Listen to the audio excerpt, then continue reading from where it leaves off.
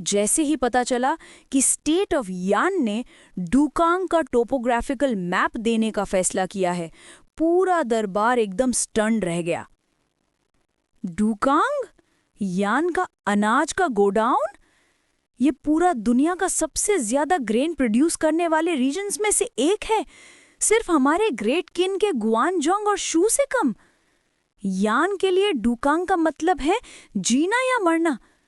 डुकांग का मैप दे देना मतलब एक तरह से पूरा रीजन सरेंडर कर देना। अगर किन यान पर हमला करे तो डुकांग बिल्कुल बिना डिफेंस के हो जाएगा। यान का राजा आखिर कर क्या रहा है? क्या इतना डर गया है किन से? दरबार के अधिकारी इस ऑफर को देखकर समझ नहीं पा रहे थे।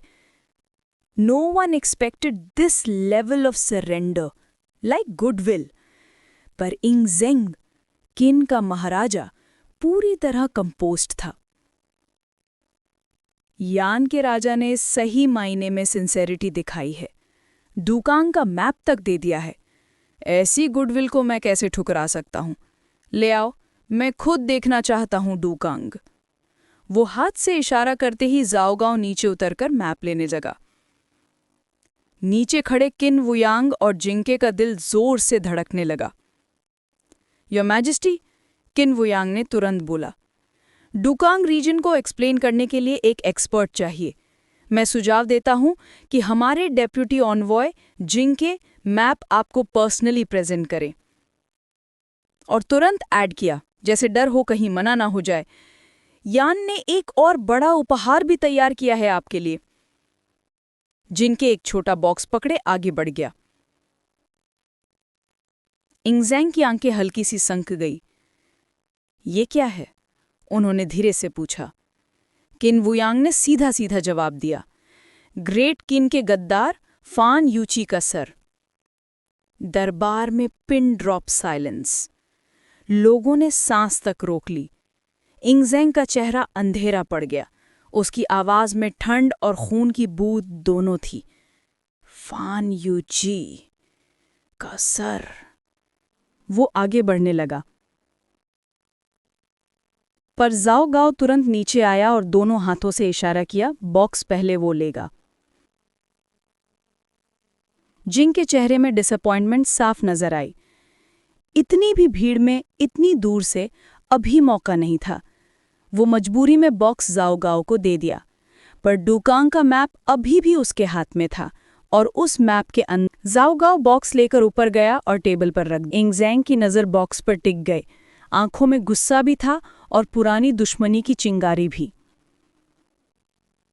वो धीरे से ढक्कन उठाता है और अंदर दिखता है एक खून में भीगा हुआ कट टूटा हुआ सर। एक चेहरा जो वो कभी नहीं भूल सकता। फान यूची, अंत में तुम मर ही गए। उस वक्त तुमने आफांग को लगभग मार ही दिया था। अब देखो, मरकर भी मेरे सामने पेश किया गया। इस सर को मास ग्रेव में फेंक कुत्तों को खाने दो। जाओगाओ ने बॉक्स वापस उठाया और एक गार्ड आगे बढ़कर उससे ले। उस वक्त इंगजेंग ने किन वुयांग और जिंके की तरफ देखा। इस बार नजर थोड़ी नरम थी। यान का ये उपहार मैं स्वीकार करता हूं। ये वर्ड्स सुनते ही किन वुयांग और जिंके दोनों के यही उनका मौका था।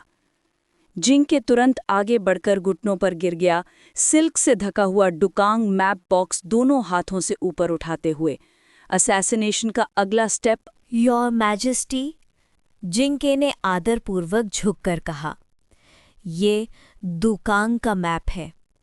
आप खुद देख सके इसलिए मैं इसे स्वयं पेश करना चाहता हूँ और सारे डिटेल्स भी समझाना चाहता हूँ। चिन दरबार के मंत्रियों ने उस दृश्य को देखकर ठंडी हंसी छोड़ दी। ये यन के दूत कितने नीचे गिर गए हैं। अपना सबसे जरूरी इलाका दे दिया, ऊपर से मिलने के लिए भीख मांग रहे हैं। यन तो सच में हमसे ऐसे डर रहा है जैसे शेर से बकरी। शायद हमको सेना भी भेजने की जरूरत नहीं पड़ेगी, सिर्फ दिखावा करने से ही वो झुक जाएगा। बिल्कुल, शायद बिना लहू बहाए यन हमारे पैरों तले आ जाएगा। उन्हें जिंग के का इतना नम्र और झुका हुआ रूप देखकर सिर्फ तुच्छ लग रहा था। दरबार में एक भी मंत्री को शक नहीं हुआ कि इस नम्रता के पीछे कुछ और भी हो सकता है। आखिरकार चिन की शक्ति आसमानी थी और ये चिन का सबसे सुरक्षित महल था।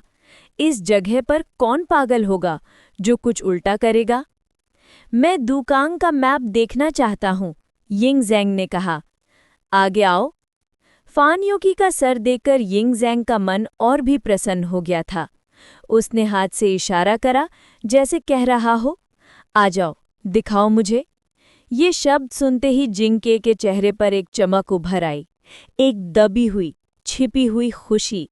पर नीचे खड़ा पिन वू यांग का दिल घबराहट से भर रहा था।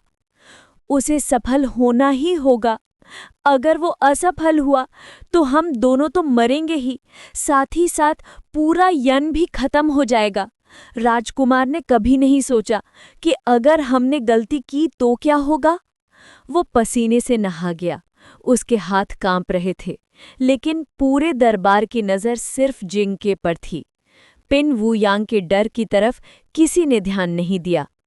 जिंगके सीढ़ियां चढ़कर आगे बढ़ने लगा, हर कदम एक अंतिम यात्रा जैसा।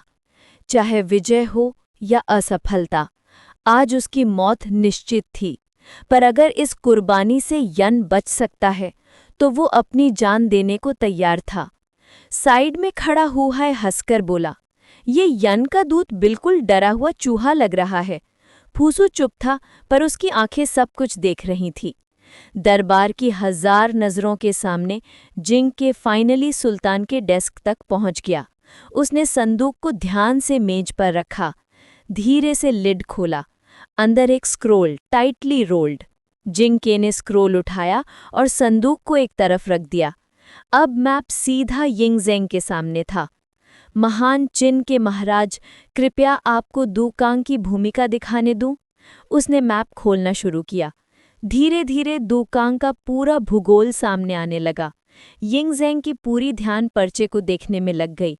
दुकांग, यन का अनाज का गोदाम। अगर चिन इसे पाले तो देश और भी समृद्ध हो जाएगा और सेना को दुगना अनाज मिलेगा। जिंगके मैप खोलता गया और जैसे ही अंतिम हिस्सा आया, वो अचानक हिला, बिजली की तरह। उसने एक हाथ से यिंग ज़ैंग का हाथ दबा दिया।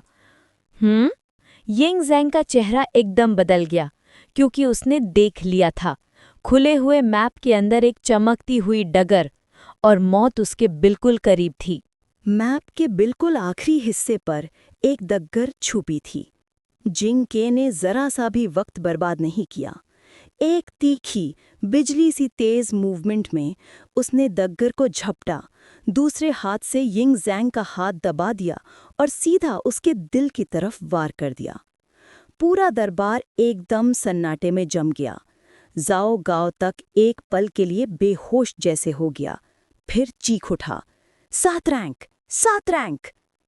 यिंग ज़ैंग ने तुरंत पीछे को झुककर बचने की कोशिश की। जिंगके का पहला वार बाल बाल चूक गया, पर यिंग ज़ैंग भी कमजोर नहीं था। उसने जोरदार लात मारी, धड़ाम, मेज पलट गई।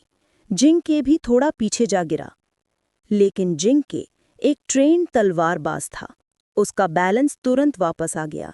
वो पलटकर खड़ा हुआ, डगर को फिर से कस के पकड़ा और दूसरा वार करने के लिए यिंग ज़ैंग की तरफ झपटा। इस बार यिंग ज़ैंग के पास भागने का कोई रास्ता नहीं था। एक पल के लिए उसका रंग भी उड़ गया। महाराज, बादशाह को बचाओ! दरबार तोड़ फोड़ और चीखों से भर गया, पर कोई भी आगे बढ़ने की हिम्मत नहीं कर रहा था। फूसू तक जम सा गया। हुहाई का चेहरा सफेद पड़ गया। सब देख रहे थे, पर कोई हिल नहीं रहा था। तभी शूं, हवा को पाटकर एक तीखा प्रकाश, एक भटकते बिजली का तीर अंदर हॉल के बीच सीधा घुस आया। एक पल, एक सांस, छक! जिंगके का पूरा जिस्म झटका खाकर कांप उठा। उसके पीठ में आग जैसा दर्द छा गया। वार की ताकत इतनी थी कि वो उड़कर पीछे जा गिरा। क्रैक! जिंगके सिंहासन के पीछे की दीवार पर सीधा जाकर कील दिया गया। वो पैर तक हिला नहीं पा रहा था। उसके चेहरे पर दर्द का एक वहशी सा पहलू उभर आया। और तब सबकी नज़र उस तलवार पर जा लगी जो उसे दीवार से बांट रही थी। दरबार के कई लोग हाँप कर बोले, ये तो जनरल जाओ फंग की तलवार है, लॉन्गक्विन। हान फे एकदम जोर से सांस छोड़कर बोला, धन्य हो, एक पल की देर होती और महाराज। बहुत ज्यादा नजदीक था। एक और पल, बस एक और पल। हवा तक ठंडी पड़ गई। सब लोगों ने एक साथ सुकून का लंबा सांस लिया। अगर वो एक तलवार ना आती, शायद आज चीन का इतिहास ही बदल जाता। हॉल के बाहर से एक साया तेज कदमों से आया, जाओ फंग। उसका चेहरा पसीने से भीगा, सांस तेज, आंखें जली हुई तलवार के रास्ते को देख रही थीं। जिंग के को दीवार पर चिपका देखकर उसने गहरी सांस छोड़ी। इस एक पल ने पूरा साम्राज्य बचा लिया था। उसने तलवार महल के बाहर से फेंकी थी, अपनी स्पिरिचुअल अवेयरनेस से हॉल के अंदर का हर कोना महसूस करते हुए। बार्नर फेंकना बिल्कुल सही जगह पर आम बात नहीं थी। ये तो एक देव सिपाही का काम था। जिंग जैंग अभी भी थोड़ा कांपते हुए ध्यान से सीन को देख रहा था। दरबार बिखर गया था, एक हत्यारा दीवार पर कीले की तरह अटका था। जाओ फंग का दमकता हुआ लॉन्गक्विन हॉल के बीच गड्ढा बना चुका था। और वो खुद एक बाल बाला मौत से बचकर निकला था। उसके दिल में एक डर, एक सुकून, एक अजीब सी जीत सब एक साथ घूम रही थी। अगर जाओ फंग ना होता, शायद चीन का भविष्य ही बदल जाता। जिंग के की चीख पूरे दरबार में गूंज उठी। लॉन्गक्वान तलवार उसके जिस्म को सीधे बीचों बीच घुसकर दीवार से टांग चुकी थी। जबरदस्त दर्द ने उसके होंठों से ये मजबूर चीख निकलवा दी। यिंग ज़ेंग धीरे से खड़े हुए, उनकी आंखें जिंके पर टिक गईं। तुम मुझे क्यों मारना चाहते थी? उनकी आवाज में गुस्सा नहीं, बल्कि एक उलझन, एक समझने की कोशिश थी। जिंग के की आंखों में आग जैसी नफरत जल उठी। किन, एक अत्याचारी राज्य, उसने जमीन पर बिफरते हुए कहा। तुम युद्ध करते हो, तुम्हारी सेनाओं की वजह से आम लोग तड़पते हैं। अगर तुम्हें ना रोका तो और कितने लोग मरेंगे? जिस दर्द में वो था, उस हालत में भी उसकी नफरत, उसका इरादा धाग भर भी नहीं हिला। ये उसका पर्सनल बदला नहीं था, उसके लिए ये न्याय था, जैसा कि उसने समझा था। यिंग ज़ेंग ने उसकी बात शांत लेकिन दर्द भरी नज़र से सुनी। सदियों से राज्यों के बीच होने वाले युद्धों में, वो धीरे से बोले, कितने लोग मरे हैं? लाखों, 10 लाख, और कितने मरेंगे? मैं एक आखिरी युद्ध चाहता हूँ, एक आखिरी खूनी रात, ताकि फिर कभी कोई युद्ध ना हो। मैं इस दुनिया को एक करना चाहता हूँ। आज का दर्द, कल की शांति के लिए। उनके शब्दों में एक शांत विश्वास था, एक ऐसा विश्वास जो जिंग के ने कभी सोचा भी नहीं था। जिंग के की आंखें एक पल को हिल गईं। वो बात सच लग रही थी, पर अब इस सब का क्या फायदा? सब हो चुका था, वापस मुड़ने का कोई रास्ता नहीं बचा था। वो आंखें बंद करके बोला, मरना चाहो तो मार दो, मैं और कुछ नहीं कहना चाहता। इस वक्त दरबार की दूसरी तरफ जाओफिंग को पहले ही पकड़ लिया गया था। शहंशाह के पास आकर जाओफिंग झुककर बोला, महाराज आप ठीक हैं? उसके चेहरे पर असली चिंता थी। यिंग ज़ेंग ने उसकी तरफ देखा और पहली बार एक हल्का सा शुक्रिया उनकी आंखों में उभर आया। अगर तुम्हारी तलवार न होती तो आज मैं जिंके की दगर का शिकार हो चुका होता। वो हल्की सी मुस्कान के साथ बोले। जाओफेंग ने गहरी सांस लेकर मुस्कुरा दिया। समय से पहुंच गया महाराज, बस एक पल का खेल था। सच में एक पल की भी देर होती तो आज का इतिहास कुछ और ही होता। यिंग ज़ेंग की नज़र फिर जिंके पर गई, दीवार से चिपका, खून में भीगा हुआ, लेकिन अब भी अखंड। फिर वो पूरे दरबार की तरफ मुड़ गए। राज्ययान की कोई मर्यादा नहीं, उनकी आवाज हॉल में गूंज उठी। राजदूत के रूप में ये लोग हमारी नगरी में आए और मुझ पर हमला किया। अगर जाओ फेंग की तलवार ना होती तो आज उनकी गद्दारी सफल होती। उनकी आंखों में बिजली जैसे शोले जल उठे। इसलिए मैं गुस्ताख घोषणा करता हूं, पूरी दुनिया गवाह रहे, किन साम्राज्य यान पर युद्ध की घोषणा करता है। पूरे हॉल ने एक साथ सांस रोक ली। फिर एकदम से गुस्सा, गूंज और गरज की तूफानी लहर फूट पड़ी। यान ने हमारे महाराज को शर्मिंदा किया। जाने दो, यान को धूल में मिला दो। हमारे राजा की बेइज्जती, पूरे किन की बेइज्जती। अभी थोड़ी देर पहले जो लोग डर के मारे जम गए थे, वही लोग अब आग की तरह भड़क रहे थे। क्योंकि अगर यिंगज़ैंग मर जाते, किन बिखर जाता, नए राज्यों में बगावत फूट पड़ती।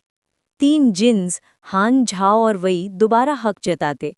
आज उनका राजा जिंदा है, मौत से वापस आया है। इसलिए इस वक्त उनका गुस्सा तूफान से भी ज्यादा तेज था। Chapter 209 the undisputed number 1। Grand hall के अंदर किन वुयांग का चेहरा बिल्कुल सफ़ेद पड़ चुका था। ये सुपारी आखिर अपने सबसे बुरे अंजाम तक पहुंच चुकी थी। हत्याकांड फेल हो गया था और इसका मतलब था यन का अंत निश्चित हो गया था। पहले किन के पास यन पर जंग छेड़ने का कोई ठीक ठाक बहाना नहीं था, लेकिन अब इस घटना ने उन्हें एक बिल्कुल परफेक्ट एक्सक्यूज दे दिया था। ची और चू जैसे राज्य भी अब यन के लिए कुछ नहीं कर सकते थे। ये सब किस्मत का फैसला था। क्राउन प्रिंस, मैं आखिरकार हार गया। जिंके की आवाज़ दर्द से कांपती हुई निकली। उसे सब पता था। वो समझ रहा था कि अब उसके लिए क्या लिखा हुआ है। ग्रेट किन के कानून बहुत कठोर हैं। जो व्यक्ति राजा की जान लेने की कोशिश करता है, उसे 1000 तीर की सज़ा मिलती है। उसी वक्त लीसी आगे बढ़कर जोर से बोल उठा, हम सब मंत्रियों का एक मत है, हत्यारे को 1000 तीर की सज़ा दी जाए। इस बार पूरी दरबार ने एक साथ मत दिया। कोई विरोध नहीं, कोई सवाल नहीं। जाओ फेंग ने मंत्रियों की तरफ देखा, फिर पूरी परिस्थिति को शांत चेहरे से देखते हुए उसकी नज़र जिंके पर टिक गई, जो अभी भी दीवार पर टिका हुआ था। जिंके, राजा के हत्यारे, मरोगे लेकिन सम्मान के साथ। पर किस्मत का खेल देखो, तुम चूके और तुम्हारी वजह से किन को धर्म का तलवार मिल गया। जाओ फेंग ने मन ही मन सोचा। फिर जाओ फेंग ने ड्रैगन स्प्रिंग स्वॉर्ड की मुठ पकड़ी और एक झटके से तलवार खींच ली। आह! जिंके की दर्द से भरी चीख हॉल में गूंज उठी। वो जमीन पर गिर पड़ा, खून बहते हुए। पकड़ो इसे! रिनशाओ गरजा। 2 साहसी पहरेदार तुरंत आगे बढ़े, जिंके को जंजीरों में बांध लिया। इस हत्यारे को स्यानियांग के बाजार ले जाओ, उसके गुनाह सबके सामने घोषित करो और 1000 तीर की सजा दी जाए। यिंगजन ने ठंडी सर्दी हुई आवाज में आदेश दिया। वो कैसे माफ करता उस आदमी को जिसने उसकी जान तक ले लेने की कोशिश की? As you command. रिनशाओ ने बिना हिचकिचाहट हुक्म मान लिया और कई पहरेदारों के साथ मिलकर जिनके को घसीटकर बाहर ले गए। रक्त के धब्बे हॉल के फर्श पर छप चुके थे, लेकिन कुछ ही पलों में महल के नौकर और दासियों ने सब साफ कर दिया। टूटे हुए फर्नीचर को भी तुरंत बदल दिया गया। उसी वक्त यिंगजन की नज़र जाओफेंग पर टिक गई। आंखों में एक अजीब सी गर्मजोशी थी। अगर तुम्हारी तलवार ना होती, तो शायद मैं अब तक मृत्यु लोक में होता। मैं वक्त पर पहुंच गया। जाओफेंग हल्का सा मुस्कुराकर बोला, वरना सचमुच कठिन होता। राजा को रक्षा देने का तुमने महान योग्यदान दिया है और इसके बदले तुम्हें पुरस्कार मिलना ही चाहिए। यिंगजन ने मजबूती से जाओफेंग का हाथ पकड़ा और दरबार की तरफ देखा। उनके शब्दों का मतलब सब समझ गए और कोई विरोध करने की हिम्मत किसी में नहीं थी। सबने अपनी आंखों से देखा था, अगर जाओफेंग एक पल देर कर देता तो आज किन का भविष्य ही बदल जाता। ये उपकार किसी दुश्मन राज्य को जीतने से कम नहीं था। इसने खुद राजा की जान बचाई थी। डिक्री लिखो। ज़ाओफेंग को राजा की रक्षा करने का महान योगदान देने के लिए एक पद ऊपर बढ़ाया जाता है। अब से वो ग्रैंड चीफ का दर्जा रखते हैं। यिंगजेन की आवाज में वो राजसी दम था जिसे कोई चुनौती नहीं दे सकता था। वन वांग जैसा व्यक्ति, जो हमेशा ज़ाओफेंग की बढ़ती शक्ति से असंतुष्ट रहता था, आज एक शब्द नहीं बोल सकता। आखिर कौन इतनी हिम्मत करता कि राजा को बचाने वाले की टिप्पणी करे? ये तो आत्महत्या होती। ग्रैंड चीफ, किन का 18वां और अब तक का सबसे बड़ा पद। ज़ाओफेंग पहले ही 17वें चरण पर था, किन का सबसे ऊंचा दर्जा, और अब वो इन 3 महान सेनापतियों से भी ऊपर चला गया था। ये सब देखकर दरबार के सारे मंत्री एक ही बात समझ गए। ग्रैंड कमांडेंट का पद अब तय हो चुका है। किन का सबसे ऊंचा शाही दर्जा, ग्रैंड चीफ, इससे ऊपर कोई नहीं। अब बाकी के ग्रेट जनरल्स का कोई मौका ही नहीं बचा। कौन सोच सकता था कि ये पद एक ऐसे जवान पर जाएगा जो अभी अपनी 30 भी नहीं पार हुआ। अद्भुत। बिल्कुल नीचे से उठकर एक आम आदमी से किन का सबसे ताकतवर आदमी बन गया। दरबार में खड़े मंत्रियों की नज़र सीधी उस शख्स पर टिक गई जो ऊंची सीढ़ियों पर शांत खड़ा था। उनके दिल में अपने आप एक गहरा सम्मान उभर गया। सब जानते थे, ज़ाओफेंग का ग्रैंड कमांडेंट बनना अब कोई नहीं रोक सकता। अपना विषय महाराज की कृपा का आभारी है। ज़ाओफेंग ने बिना झिझक अपनी पदोन्नति स्वीकार की। उसी वक्त योर मैजेस्टी, ली सी ने किन वुयांग की तरफ इशारा करते हुए पूछा, इस हथियारे का साथी, इसका क्या किया जाए? इसे भी हथियारे के साथ मार दिया जाए। यिंगजेंग की आवाज़ पत्थर की तरह ठंडी थी। इस पर भी 1000 तीरों की सज़ा लागू होगी। इसके गुनाह सबके सामने घोषित कर दिए जाएं।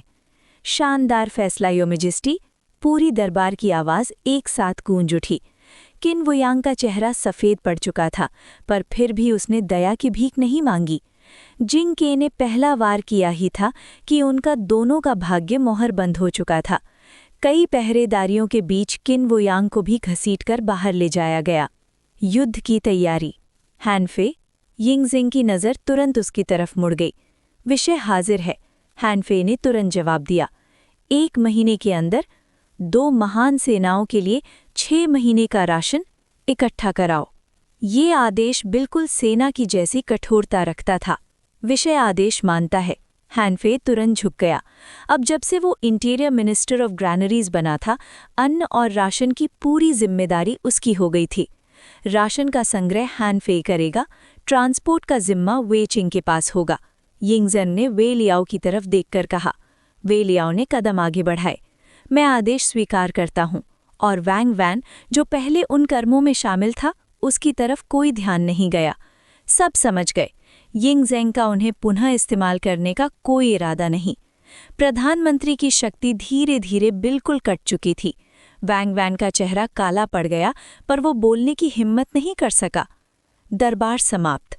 बस, अगर और कुछ नहीं तो दरबार यहीं समाप्त होता है। मैं थक चुका हूँ। यिंगजेंग ने हाथ हिलाया और आदेश देकर दरबार विरामित कर दिया। जान पर बनी घटना ने उसका शरीर और मन दोनों थका दिए थे। हम अपने महाराज को प्रणाम करते हैं। पूरी दरबार एक साथ झुक गई। ज़ाओफेंग एक शब्द बोले बिना यिंगजेंग के पीछे पीछे ज़ांगटाई पैलेस की तरफ चल पड़ा। इतने सालों से साथ रहकर वो अक्सर बिना शब्दों के भी यिंगजेंग की इच्छा समझ लेता था। सियनयांग बाजार, डेथ मार्च। बाजार के बीच 2 कैदी गाड़ियों में जिंग के और किन वुयांग बंद थे। उनके पीछे यन के 100 से ज़्यादा प्रतिनिधि लोहे की जंजीरों में जकड़कर चलाए जा रहे थे। जिंग के की कोशिश फेल होते ही यन के सभी दूतों को गिरफ्तार कर लिया गया था और राज आदेश था सबको मौत की सज़ा। ये उनके लिए एक तरह से बदनसीबी थी, पर असल में वो बिल्कुल निर्दोष नहीं थे। जिस दिन वो किन की ज़मीन पर उतरे, उसी दिन उनकी मौत लिख दी गई थी। ये सब क्राउन प्रिंस डैन ऑफ यन का रचित खेल था। जन समूह की हलचल। गाड़ी के अंदर जिन के का सीना लहू में भीग चुका था। सांस हल्की सी चल रही थी, जैसे कभी भी बंद हो जाए। किन वुयांग डर से कांप रहा था, आंखों में मौत का भयानक खौफ। ये क्या हो रहा है? ये सब यन राज्य के लोग हैं, इन्हें बंद क्यों किया गया? क्या कुछ भयानक किया होगा? वो तो लहू में रंगा हुआ है, लगता है बहुत बुरी हालत में है। चलो रुक कर देखते हैं, अधिकारी जरूर कुछ बताएंगे। धीरे धीरे पूरा बाजार इन कैदी गाड़ियों के आसपास जम गया। उसी वक्त आगे वॉर हॉर्स पर बैठकर जनरल रेनश्याओ ने जोर से घोषणा की, यन राज्य ने गद्दारी की है। मैप के रूप में उपहार देने का नाटक किया, पर स्क्रोल के अंदर छुपाया था चाकू। इस छुरे से महाराज को मारने की कोशिश की गई, पर जनरल झाओ फेंग समय पर लौट आए, तलवार फेंकते ही हथियारे को दीवार पर जोड़ दिया। अगर वो पल भर देर हो जाते तो आज महाराज का जीवन संकट में पड़ जाता। चैप्टर 209 पार्ट 3 पब्लिक रथ। हिज मैजेस्टी के आदेश से यन राज्य के धोखेबाज हरकतें और धर्म के उल्लंघन कभी माफ नहीं किए जाएंगे। शाही आदेश के तहत यन दूताओं के सभी सदस्यों को 10,000 तीर से शरीर भर भर के मारने की सजा दी जाए। सब किन के नागरिक इस सजा को देखने के लिए आमंत्रित हैं। रिनशाओ की आवाज जोर से गूंज उठी और उसने सबके सामने यन दूताओं के गुनाहों का घोषणा कर दी। जैसे ही उसके शब्दों का असर पड़ा, सियानियांग के लोग जो पहले कैदियों को देखकर हैरान थे, उनके चेहरे तुरंत बदल गए और जैसे ही सच्चाई समझ आई, गुस्से और नफरत का एक तूफान उनके अंदर फूट पड़ा। बेशर्म लोग! ये शैतानी यन लोग कैसे हिम्मत की हमारे राजा को मारने की कोशिश करने की? ये अपनी मौत को बुलाने वाले हैं। उपहार देने का नाटक करते और अंदर छुपाया चाकू, ये 1000 गुना मरने के लायक हैं। पत्थर मारो इन पर, मारो इन्हें, फाटक कर दो। पहले शांत किन नागरिक अब एक जल्दबाजी और भयंकर गुस्से में डूब गए। जो भी उनके हाथ लगा, सड़े हुए अंडा, खराब सब्जी या पत्थर, सब कुछ उड़ाने लगे यंदुताओं पर। पल भर में ही पूरे बाजार में उड़ता हुआ पत्थर और सब्जियों का तूफान मच गया। राजा की हत्या की खबर सुनते ही किन के लोग अपने गुस्से पर काबू नहीं कर पाए, और ये बिल्कुल स्पष्ट था, यिंगज़ेंग के प्रति उनका श्रद्धा गहरी थी। उनके लिए वो एक बुद्धिमान और सक्षम रूलर थे, जो कठोर लेकिन न्यायिक कानून को मानते और राज्य की सीमाओं को बढ़ाते। ऐसा एक सम्राट ऐसे व्यक्ति के प्रति श्रद्धा ना हो, ये कैसे हो सकता है? ट्रांसलेशन बाय वापे अशुष्ट। एक्सिक्यूशन का माहौल। भारी भीड़ के बीच कई यंदूता बार बार पत्थर से घायल हुए, धड़कन कमजोर, सिर से खून बह रहा था, फिर भी कोई उन्हें बचाने नहीं आया। किन के साम्राज्य पहरेदार ठंडी आंखों से देखते रहे। कुछ लोग तो जैसे इस घटना को बढ़ावा ही दे रहे थे। ये यंदूता लोग इतने लोगों का गुस्सा भड़का चुके थे। अगर शाही आदेश नहीं होता, ये पहरेदार खुद ही उन्हें टुकड़े टुकड़े कर देते। और अगर सच में किन के राजा का खून होता, तो महल के गार्ड्स पर कठोर सजा होती, बहुत सारे काट दिए जाते। आखिर उनका फर्ज था राजा की रक्षा करना। गुस्से से उबलती भीड़ के बीच किन के पहरेदार कैदियों को बाजार के एक्सिक्यूशन साइट की तरफ ले गए। एक हिस्सा पहले से ही बंद कर दिया गया था, एक्सिक्यूशन के लिए तैयार। सबसे आगे खड़े थे न्याय मंत्री ली सी खुद साइट पर पहुंच गए। उनका चेहरा बर्फ की तरह ठंडा और आंखें खून की तरह भरी, यंदूताओं पर घोर नजर टिकाए हुए। गिरा दो!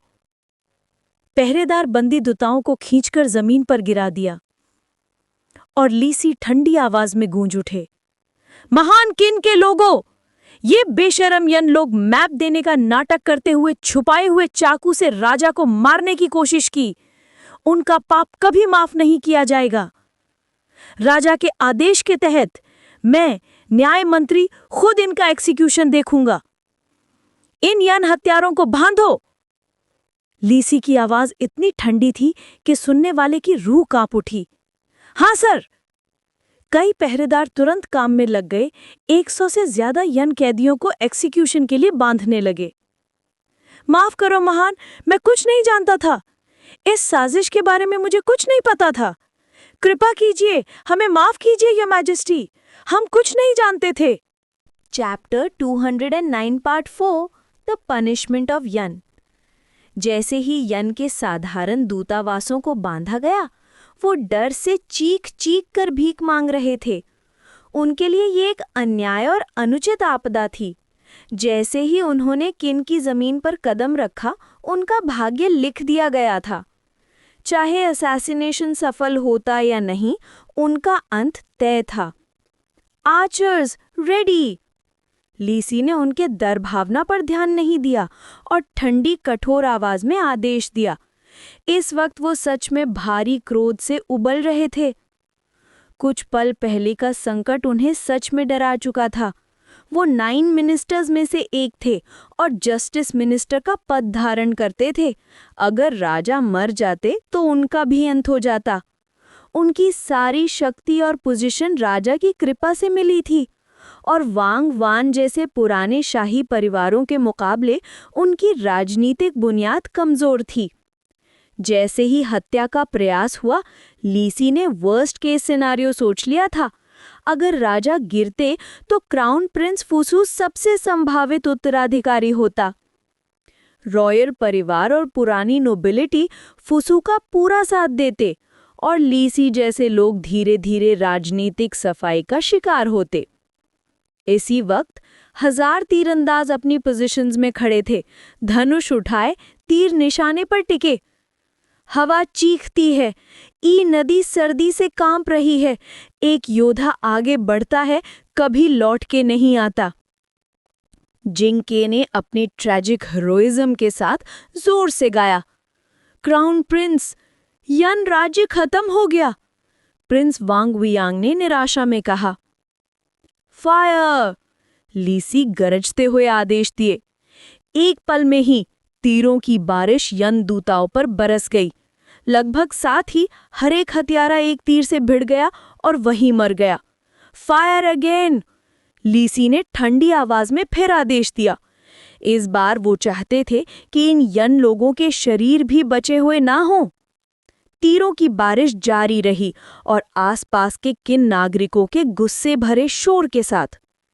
इन हथियारों के लिए मृत्यु के बाद भी उनके शरीर का अपमान होता। ये थी कीमत जो राजा के हत्या करने का प्रयास करने पर भुगतनी पड़ती थी। जब दिन आएगा और किन यन को तबाह करेगा, इन लोगों के पूरे परिवार भी विनष्ट हो जाएंगे।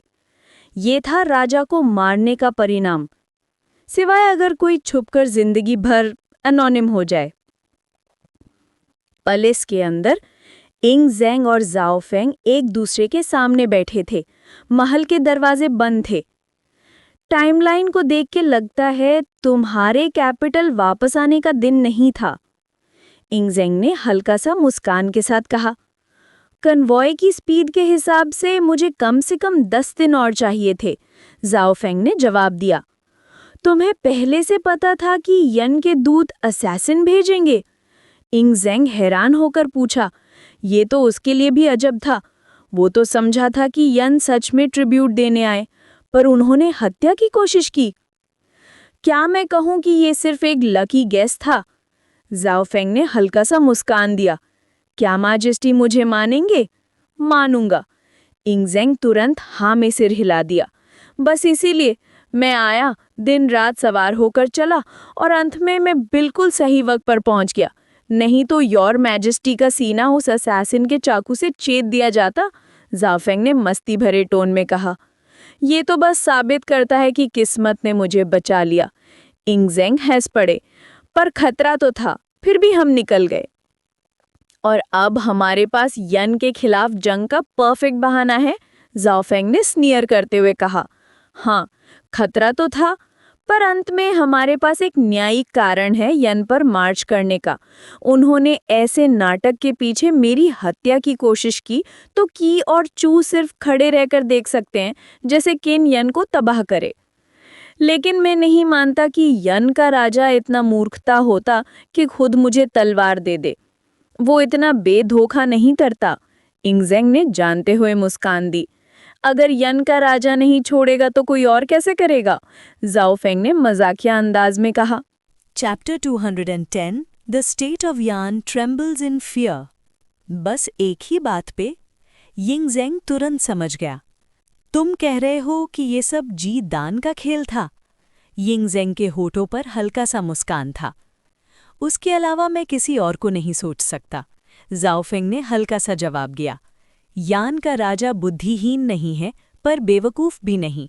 ऐसी हत्या की कोशिश शायद किन को हंगामा में डालने का बहाना लग सकती थी, पर इसका परिणाम यान का विनाश ही होता।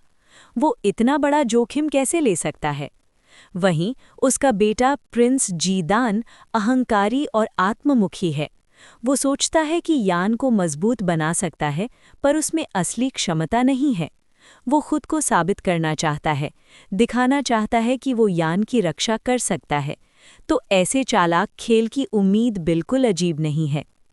जिंग के का किन के राजा को असासिनेट करने का प्रयास जाओ फेंग ने सिर्फ अपनी पिछली जिंदगी के यादों से नहीं जाना, पर जीदान की सूझ और व्यक्तित्व से भी समझा था।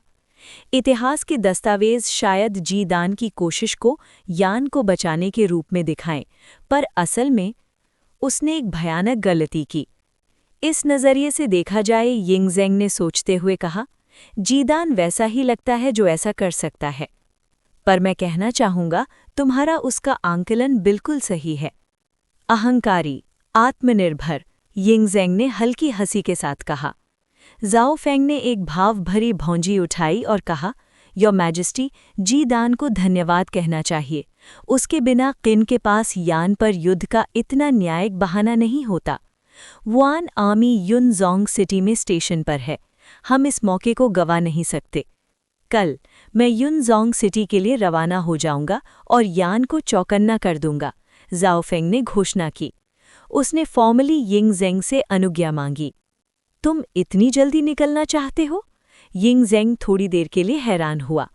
असैसिनेशन की कोशिश तो आज ही हुई थी, चाहे वॉर डिक्लेयर भी किया जाए, कुछ तैयारी का समय तो चाहिए ही था। जाओफेंग बहुत तेज चल रहा था। युद्ध में स्पीड ही की है, जाओफेंग ने तुरंत जवाब दिया।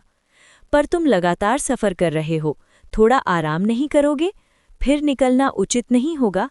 यिंगजेंग ने चिंता भरे आवाज़ में पूछा। आखिर जाओफेंग ने अभी-अभी उसकी जान बचाई थी। चाहे जाओफेंग उसका बेटा न भी हो, यिंगजेंग उसे सबसे उचित सम्मान देता।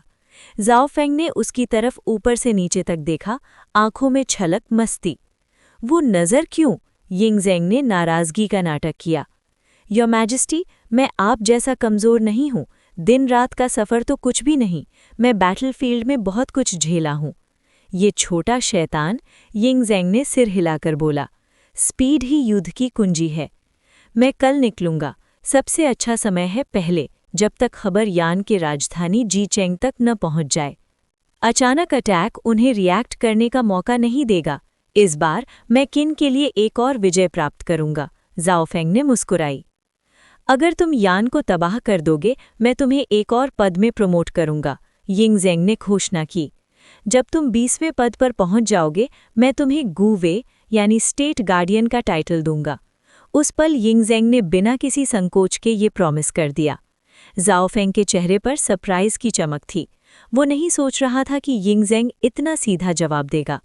लगता है मैं वापस जल्दी आया, सही फैसला किया। राजा अब मुझे बहुत आभारी होगा। गुवे, एक मिलिट्री ऑफिसर के लिए सबसे उचित पद, ये प्रॉमिस उसने दिया। ये तो ज़बरदस्त है। आज ही मेरा प्रमोशन हुआ, 18th रैंक, बस 2 रैंक और मैं गुवे। जाओफेंग का एक्साइटमेंट चरम पर था। बिना किसी हिचकिचाहट के उसने जवाब दिया, योर मैजेस्टी, मैं इस प्रॉमिस को याद रखूंगा। ऐसे सम्मान को कभी मना नहीं करूंगा। जब तक तुम मेरिट कमाते रहोगे, मैं अपने शब्द पर कभी नहीं जाऊंगा, यिंगजेंग ने मुस्कुराकर अश्योर किया। वो जाओफेंग की सच्ची एम्बिशन को पसंद करता था। वो सीधा था, पावर और प्रेस्टीज के लिए, पर उसमें कोई धोखा, चालाकियां या ज़रूरत से ज़्यादा तारीफ नहीं थी। तो मैं इस प्रॉमिस को याद रखूंगा, जाओफेंग ने मुस्कुराते हुए कहा। अभी भी वो एलिक्सर मेरे पास है? यिंग ज़ेंग की आंखों में रुचि चमक उठी। ज़ाओ फेंग की दवाइयों ने उस पर गहरा इंप्रेशन छोड़ा था। एक रूलर के लिए जो हमेशा राज्य के कामों में व्यस्त हो, ये एनर्जी बूस्टिंग पिल्स बहुत वैल्यूबल थीं। हाँ, ज़ाओ फेंग ने मुस्कुराते हुए कहा। अपनी रोब में से 5 बोतलें निकाले और यिंग ज़ेंग के सामने टेबल पर रख दिए। ये सब एनर्जी बूस्ट के लिए हैं। काफ़ी हैं, यिंग ज़ेंग ने संतुष्टि से कहा। तभी, योर मैजेस्टी, मिनिस्टर ली सी आपसे मुलाकात मांगते हैं। ली सी की आवाज़ हॉल के बाहर से गूंजी। आओ, यिंग ज़ेंग ने आदेश दिया। उसका पहले वार्म एक्सप्रेशन तुरंत राजसी अथॉरिटेटिव में बदल गया। पैलेस के दरवाजे खुले, ली सी आया और झुका। Greetings your majesty. उठ जाओ, यिंग ज़ेंग ने हाथ हिलाकर कहा। धन्यवाद योर मैजेस्टी, ली सी ने सम्मान से जवाब दिया। फिर उसने रिपोर्ट की, सब यान हत्यारे तीरंदाजों से मार दिए गए हैं, एक भी जिंदा नहीं बचा। मुख्य दोषी टिन वू यांग और जिंग के को टुकड़े टुकड़े करके मास बरियल ग्राउंड्स में डाल दिया गया है। शानदार काम, यिंग ज़ेंग ने सिर हिलाकर कहा, आउटकम से हैरान नहीं होते हुए। क्या खबर लोगों तक पहुंच गई है? Chapter 210 part 2 trust and insight. Rest assured your majesty, पूरी सिटी को खबर दे दी गई है। लोग गुस्से से उबल रहे हैं। उनका गुस्सा दोनों नागरिकों और सेना के बीच काम में लाया जा सकता है, ली सी ने रिपोर्ट की। इन्वेस्टिगेट, देखो कैसे हथियार महल में स्मगल किए गए। जो भी इसमें शामिल हैं उन्हें सजा दो, यिंग ज़ेंग ने ठंडी कठोर आवाज में आदेश दिया। ऐसी महान घटना को इग्नोर नहीं किया जा सकता था। रॉयल गार्ड्स अपना फर्ज पूरा करने में नाकाम रहे थे और इसमें कोई छूट नहीं मिल सकती थी। चाहे कुछ लोग अनजाने में लापरवाह थे, फिर भी उन्हें सख्त सजा भुगतनी पड़ती। अगर उनकी लापरवाही की वजह से यिंग ज़ेंग की जान चली जाती तो पूरा राज्य एक भयानक हंगामा में गिर जाता। ये पैलेस गार्ड्स की जिम्मेदारी थी और इसका कोई एक्सक्यूज नहीं था। समझ गया योर मैजेस्टी, ली सी ने झुककर जवाब दिया। अगर कुछ और नहीं तो जा सकते हो, यिंग ज़ेंग ने हाथ हिलाकर उन्हें डिसमिस किया। अब वो चाहते थे कि इस शांति के पल में अपने बेटा से बात करें। असैसिनेशन अटेम्प्ट के बाद यिंग ज़ेंग अभी भी हिला हुआ महसूस कर रहा था और इस वक्त ज़ाओ फेंग के अलावा उस पर भरोसा करने लायक कोई नहीं था। ग्रैंड जनरल, ली सी ने अपनी नज़र ज़ाओ फेंग पर डाली। तिंगवई, क्या बात है? ज़ाओ फेंग ने हल्की सी मुस्कान के साथ पूछा। तिंगवई एक हाई रैंकिंग ऑफिशियल, लीगल और जुडिशियल अफेयर्स के लिए प्राचीन चाइना में जिम्मेदार। ली सी के मामले में ज़ाओ फेंग उसे सिर्फ एक कोर्ट ऑफिशियल के रूप में देखता था, कोई गहरा पर्सनल कनेक्शन नहीं था। और हान फेई के मामले की वजह से ज़ाओ फेंग हमेशा ली सी से दूर ही रहा। आखिर ली सी के पास्ट मेथड्स कभी भी ऑनरेबल नहीं रहे। अपनी फ़ायदे के लिए उसने एक पुराने दोस्त और क्लासमेट हान फेई को मरने के लिए धोखा दिया। ऐसे इंसान से गहरा संबंध बनाना खतरनाक था, कभी भी धोखा मिल सकता था। लियू का क्या हाल है? ज़ाओ फेंग ने पूछा। 1 साल से उसकी कोई खबर नहीं मिली, ली सी ने चिंता भरी आवाज में कहा। अपने अकेला बेटा होने के नाते ली सी की चिंता समझ आती थी। वो ठीक है, अब उसने सेना में अपनी जगह बना ली है, ज़ाओ फेंग ने शांतिपूर्ण जवाब दिया। उसने कुछ भी बढ़ा चढ़ा कर नहीं बताया। आखिर ली यू ने अपनी पोजीशन मिलिट्री मेरिट के दम पर नहीं बनाई। अपने सबॉर्डिनेट्स का भरोसा जीतने और सेना में अपनी जगह बनाने में वक्त लगता। अच्छा, धन्यवाद ग्रैंड जनरल, उसका ख्याल रखने के लिए, ली सी ने झुककर कहा। फिर उसने यिंग ज़ेंग की तरफ देखा, गहरा झुककर कहा, योर मैजेस्टी, मैं अपनी सेवा ले जाता हूँ। ली सी के ज़ांगताई पैलेस हॉल से जाने के बाद, तुम्हें ली सी कैसा लगता है? यिंग ज़ेंग ने धीरे से पूछा। बहुत केपेबल, थोड़ा विड्रॉन, स्वार्थी प्रकृति, एक कॉलीग के रूप में सही पर कॉन्फिडेंट नहीं, ज़ाओ फेंग ने बिना संकोच के जवाब दिया। ये 5 कंसाइज बातें सुन के यिंग ज़ेंग थोड़ा हैरान हुआ। तुम्हें ली सी इतना अच्छा कैसे पता? ज़ाओ फेंग ने हल्की सी हंसी के साथ कहा। Natural talent your majesty. Ying Zeng ने कैजुअल जवाब पर उसे डांटा नहीं। पैलेस हॉल से बाहर सोच विचार करते हुए उन्होंने कहा, ली सी उसकी नेचर को अलग रखो, वो एक अच्छा मिनिस्टर है। अगर ली सी नहीं होता तो कोर्ट पर कंट्रोल करना मुश्किल होता। उसकी एबिलिटीज़ वास्तव में आउटस्टैंडिंग है। वो पावर और फेम चाहता है पर मेरे लिए लॉयल है और इस लॉयल्टी की वजह से जो भी वो चाहे मैं दे सकता हूँ। और ली यू को आर्मी में कमांडिंग ऑफिसर बनाना इन सालों में पहली बार था कि ली सी ने पर्सनल रिक्वेस्ट किया। मैं मना नहीं कर सकता, समझे? यिंगज़ेंग ने ज़ाओ फेंग की तरफ एक्सपेक्टेंटली देखा।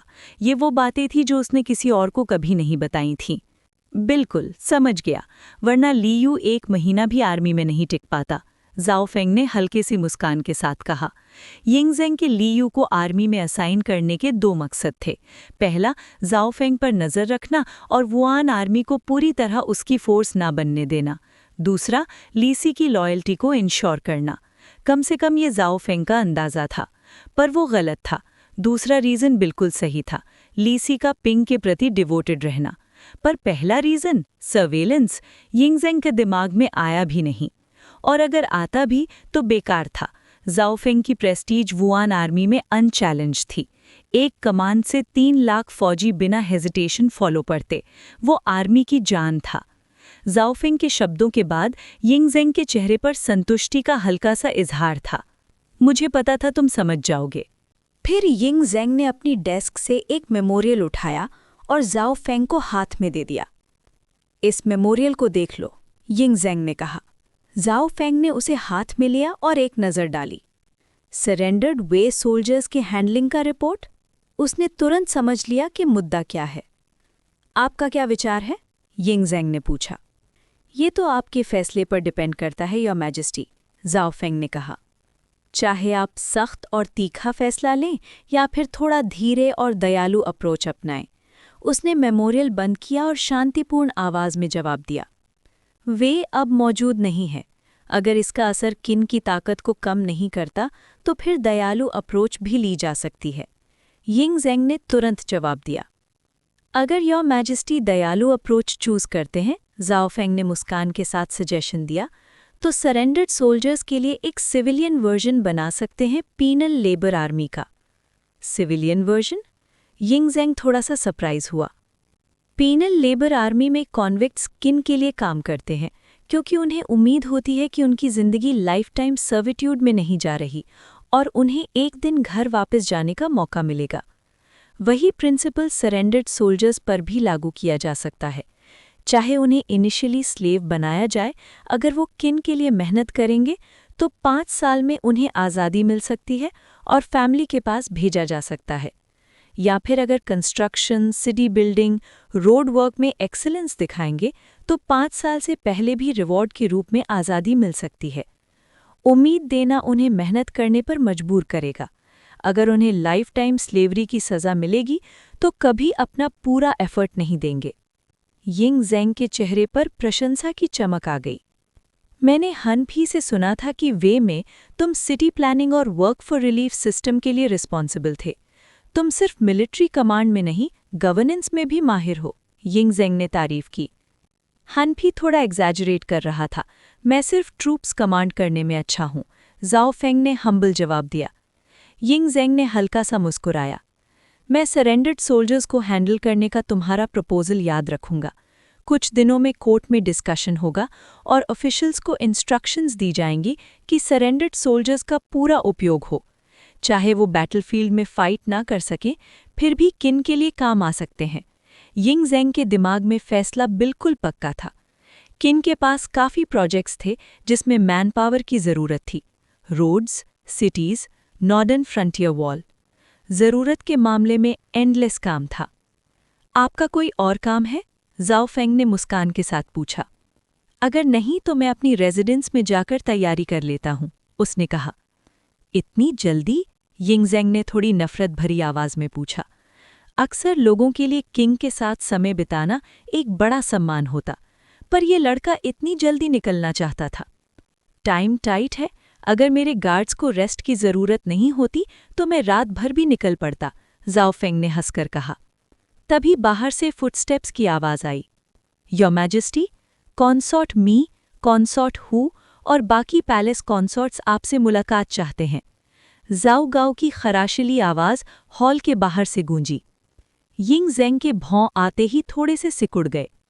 योर मैजेस्टी, ज़ाओ फेंग ने टीज़ किया, आपकी कॉन्सॉर्ट्स आपकी चिंता दिखाने आए हैं। चिंता? यिंगज़ेंग ने ठंडी हंसी से कहा। शायद कुछ लोग मेरे मरने की दुआ कर रहे हैं। अगर मैं मर गया तो उन्हें पावर का मौका मिलेगा। जाओ फेंग ने तुरंत हाथ उठाए। योर मैजेस्टी, प्लीज और मत बताइए। कुछ चीजें जानना चाहिए और कुछ नहीं। मैं जितना जरूरत से ज्यादा नहीं सुनना चाहता। ये छोटा शैतान। जाओ फेंग के इंडिफरेंट एटीट्यूड और ट्रबल से दूर रहने की कोशिश देखकर यिंग ज़ेंग हंस पड़ा। तुम सच में अपने ससुर जैसे हो। ऐसी कॉशन का इन्फ्लुएंस वही रहा होगा। बहुत जल्दी यिंग ज़ेंग ने अपनी कंपोजर वापस पा ली। आओ। यिंग ज़ेंग ने हॉल की बाहर की तरफ आदेश दिया। पैलेस के दरवाजे खुले और दर्जन से ज्यादा सुंदर और शाही अटायर में महिलाएं हॉल में आईं। जब वो अंदर आईं तो एक भारी उदासी का माहौल हॉल में फैल गया। योर मैजेस्टी, आप सुरक्षित हैं? योर मैजेस्टी, असैसिनेशन अटेम्प्ट के बारे में सुना और हम बहुत चिंतित थे। योर मैजेस्टी, बस आप सुरक्षित हैं वही सबसे जरूरी है। मैं तो डर के मर ही जाती। वो शैतानी असैसिन्स ने आप पर हमला किया योर मैजेस्टी। योर मैजेस्टी, कॉन्क्यूबाइंस परेशान और घबराहट में एक दूसरे से बातें कर रही थीं। कुछ तो आंसू भी बहा रही थीं, जैसे पूरी तरह से टूट गई हों। ये देखकर जाओ फेंग को मुस्कान आ गई, पर उसने अपनी हंसी को दबा लिया। वो यिंग ज़ेंग की तरफ आंख के कोने से नजर डाल रहा था। इस वक्त राजा का चेहरा तूफान के बादल जैसे काला था। मैं अब चलता हूँ, जाओ फेंग ने धीरे से उठते हुए हाथ कप करके यिंग ज़ेंग की तरफ किया और हॉल से बाहर निकल गया।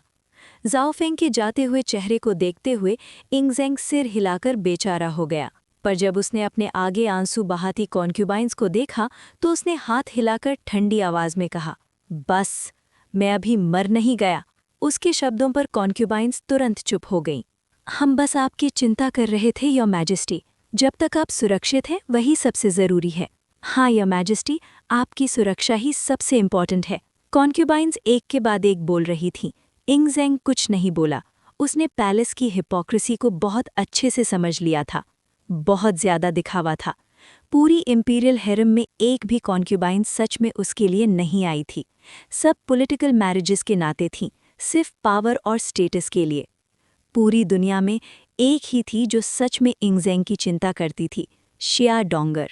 बाहर पैलेस में जब जाओ फेंग ने एपांग पैलेस छोड़ा, जाओ गा तुरंत आगे बढ़ा। जनरल जाओ का आज का स्वॉर्ड स्ट्राइक सच में डरावना था। अगर जनरल जाओ नहीं होते तो हिज मैजेस्टी बहुत बड़े खतरे में होते। जाओ गाओ ने रिस्पेक्ट के साथ कहा, मेरे फर्ज के रूप में मैंने किया। इतनी तारीफ की जरूरत नहीं मिनिस्टर जाओ। जाओ फेंग ने इनडिफरेंट आवाज में जवाब दिया और फिर वो आगे बढ़ गया। जाओ फेंग के जाते हुए चेहरे को देखते हुए जाओ गाओ की आंखों में अजीब सी चमक थी। क्या अफसोस है, अगर ये प्रिंस हु हाई के लिए काम करता। उसके सपोर्ट के साथ हम कभी फूसू से नहीं डरते। वांग रेजिडेंस में साला फादर इन लॉ, जाओ फेंग ने वहां पहुंचकर कहा, आपको आज के इवेंट्स के बारे में क्या लगता है? शुक्र है तुम सही वक्त पर आए, नहीं तो हिज मैजेस्टी बहुत बड़े खतरे में होते। वो असैसिन काफ़ी स्किल्ड था। अगर तुम्हारी तेज स्वॉर्ड स्ट्राइक नहीं होती, हिज मैजेस्टी घायल हो सकते थे। इन्वेस्टिगेशन के बाद पता चला कि डैगर में डेडली पॉइजन लगा था, जो तुरंत ब्लड में जाते ही मार देता। इस बार यान की स्टेट खत्म हो गई। फादर इन लॉ, जाओ फेंग ने सीरियस होकर कहा, मैं कल युनजोंग निकलूंगा। जब यानर और बाकी लोग वापस आएंगे, मुझे आपकी मदद चाहिए उनका ध्यान रखने में। तुम कल निकल रहे हो? वांग जैन थोड़ा सरप्राइज हुआ। उसने नहीं सोचा था कि जाओ फेंग इतनी जल्दी एक्शन लेगा। मुझे मौका सीज करना होगा। पहले न्यूज़ यान के कैपिटल तक पहुंचे, तभी तुरंत अटैक कर सकता हूं। मैं स्ट्राइक करूंगा पहले, जब तक वो रिएक्ट करने की सोच भी ना पाए, जाओ फेंग ने कोल्ड स्माइल के साथ कहा। वांग जैन थोड़ी देर सोचा, फिर हाँ में सिर हिला दिया। Has his majesty approved this? Of course, जाओ फेंग ने सिर हिलाकर जवाब दिया। तो जाओ, मैं सियानयंग में सब हैंडल कर लूंगा। फादर इन लॉ, जाओ फेंग ने गहरी झुकी ली और रिस्पेक्ट दिखाया। अपनी रेजिडेंस में वापस। हान चैनियन, जाओ फेंग ने बुलाया। मास्टर, हान चैनियन तुरंत आगे आया। कैरियर पिजन से जांग हान को मैसेज भेजो। उसे ऑर्डर दो कि तुरंत कैवलरी के साथ यान पर अटैक करे। तू सुई और ली यू को सपोर्ट प्रोवाइड करने को बोलो। हम स्ट्राइक करेंगे पहले, जब तक यान रिएक्ट करने की सोच भी ना पाएं। जाओ फेंग ने कोल्ड आवाज में ऑर्डर दिया। जैसे आदेश मास्टर। हान चैनियन तुरंत निकल गया। कैरियर पिजन्स, जाओफेंग ने सोचा। वो 3 दिन में अपनी मंजिल तक पहुंच जाएंगे। चाहे यान के स्पाइस कितने भी फास्ट हों, वो मेरी बर्ड्स को नहीं पछाड़ सकते। इस बार एक पूरे नेशन को डिस्ट्रॉय करने का ग्लोरी सिर्फ मेरा है। 19th रैंक का नोबिलिटी, गोवे का टाइटल मुझे क्लेम करना है। जाओफेंग की आंखों में फियर्स डिटर्मिनेशन झलक रही थी। उसके लिए ये उसकी पावर की बुनियाद थी। बस 2 रैंक्स बचे हैं और गोवे का पोजीशन, और अगर सब मिला दूं तो लॉर्ड यानी जुनवे का ऑनररी टाइटल भी। मुझे सब चाहिए। जाओफेंग के दिमाग में अगला प्लान क्लियर हो गया था।